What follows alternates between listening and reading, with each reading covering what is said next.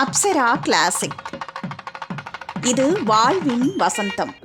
நிலம், வீடு, தோட்டம், தொழிற்சாலை என்று எந்த சொத்தாக இருந்தாலும் அதில் பிரச்சனை இருப்பவர்கள் இந்த எளிய பரிகாரத்தை செய்யலாம்.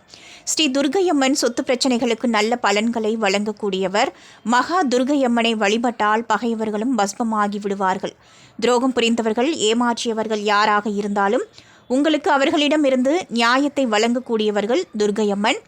துர்க்கையம்மனின் மந்திரமான ஓம் ஹரிம் தும் துர்காய நமக என்ற சக்தி வாய்ந்த மந்திரத்தை 108 முறை வெள்ளிக்கிழமையில் உச்சரிக்க வேண்டும்.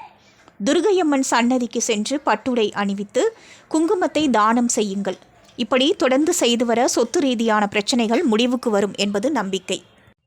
நிலத்தகராறுகள், வீட்டு பிரச்சனைகள் இருப்பவர்கள் ஒரு புதிய செங்கலை வாங்கி கொள்ளுங்கள். செங்கலை தேனால் அபிஷேகம் செய்து ஒரு சிகப்பு நிற துணியில் கட்டிக்கொள்ளுங்கள். பின் துர்க்கையம்மனின் மந்திரத்தை 3 முறை சொல்லி எந்த நிலத்தில் அல்லது வீட்டில் பிரச்சனை இருக்கிறதோ அங்கு கொண்டு போய் மண்ணில் புதைக்க வேண்டும். இப்படி செய்தால் விரைவிலேயே சொத்து பிரச்சனை தீரும்.